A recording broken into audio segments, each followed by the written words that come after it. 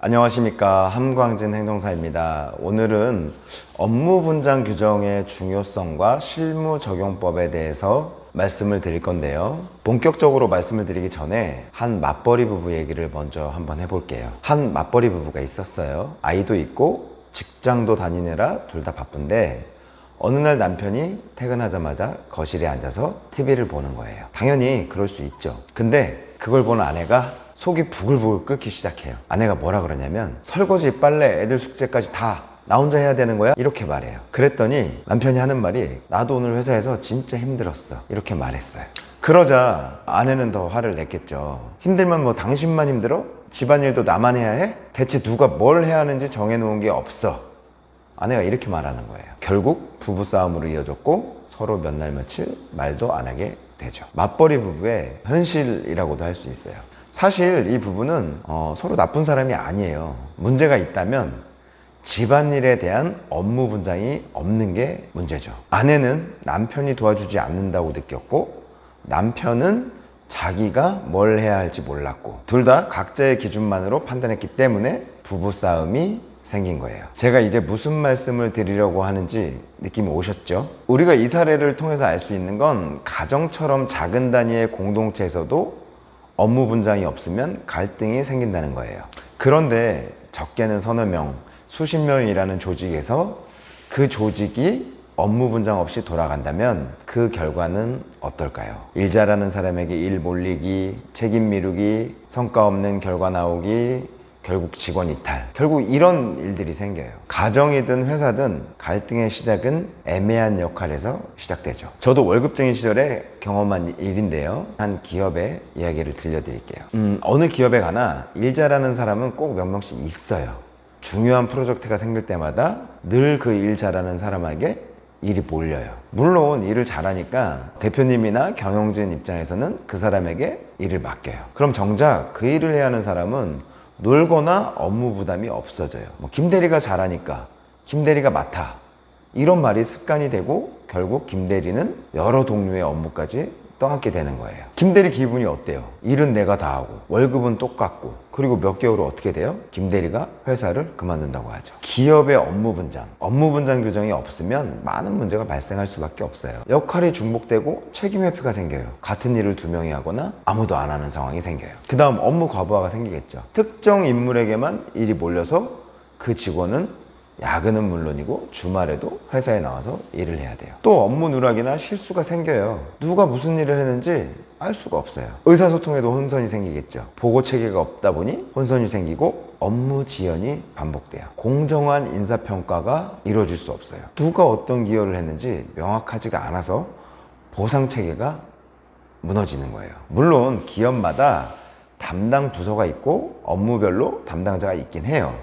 이걸 서류화, 목록화해야 업무 혼선이나 혼란이 발생하지 않고 갈등도 생기지 않는다는 거예요. 이런 문제들을 해결하기 위한 가장 강력한 도구가 바로 업무 분장 규정이에요. 예를 들어서 식품 제조업체의 경우 관리부는 인사, 회계, 총무 이런 업무를 맡고 식품 제조부는 식단, 조리, 포장, 위생을 담당해요. 품질관리부는 검사, 검수, 분량관리, 배송부는 배송과 온도관리, 마케팅부는 거래처와 홍보, 고객관리 등등 각 부서별 업무를 세세히 분류하는 거예요. 그리고 부서장을 비롯해서 각 팀원들에게 각자 맡을 업무를 부여하는 거죠. 예를 들어서 영업 마케팅부라면 먼저 부서장은 중장기 영업 전략을 수립하고 연간, 분기별 매출 목표 설정, 그리고 광고 홍보 계획의 기획, 예산 편성, 실행 총괄, 영업 성과 분석, 평가, 개선 방안 수립 이런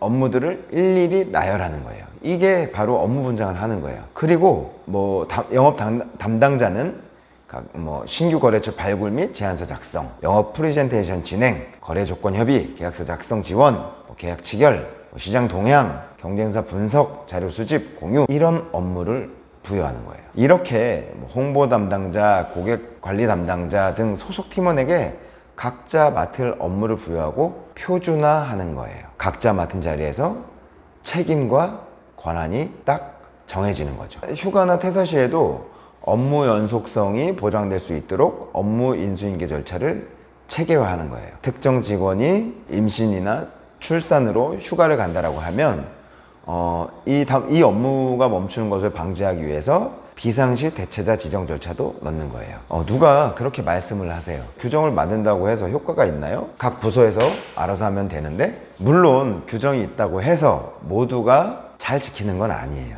위생복을 안 입거나 기록을 빼먹거나 정해진 절차를 건너뛸 수도 있어요. 근데 규정이 있으면 담당자에게 경고나 시정명령, 교육, 심하면 징계까지 할 수 있어요. 그 근거가 되는 거예요, 규정이. 다만 이 규정은 어떤 직원을 벌 주려는 게 아니라 우리 회사를 지키고 고객을 지키기 위해서예요. 업무 분장 규정은 복잡한 회사 일을 질서 있게 만드는 가이드라인이에요. 식품 제조 회사뿐만 아니라 모든 회사에 꼭 필요한 안전망이. 업무 분장 규정이라고 해서 각 부서별 담당자별로 어떤 일을 해야 하는지 이런 내용만 들어가는 게 아니에요. 어떤 일의 목표, 방향, 기본 원칙이 들어가고 대표이사나 임원, 부서장들의 업무나 책임도 명시되어야 하는 거예요. 그리고 보고서나 기록 관리는 어떻게 해야 하는지, 업무와 관련된 법령, 식품위생법이나 개인정보보호법 등은 어떻게 준수해야 하는지, 성과 목표나 평가는 어떻게 해야 하는지, 또 규정을 위반했을 때는 어떤 조치를 취하는지 등등 이런 내용들이 들어가야 업무 분장 규정으로 체계를 갖추는 거예요. 업무 분장 규정은 단순히 문서 몇 장 만드는 게 아니고요. 이 규정이 우리 회사, 우리 조직의 질서를 만들고 사람을 지키고 회사를 키우는 기반이 되는 거예요. 특히 중소기업처럼 인적 자원이 한정된 조직일수록 명확한 규정이 생존 전략이 될 수 있겠죠. 사규 만들려고 하니까 인터넷 템플릿이나 다른 회사 규정을 그대로 복사해서 사용하는 경우가 많은데요. 조직마다, 기업마다 하는 일이 다르고 인력 구성이나 업무 흐름, 보고 체계가 모두 다르잖아요. 그래서 남의 회사 거 또는 체계가 엉망인 남의 규정 그대로 갖다 쓰지 마세요.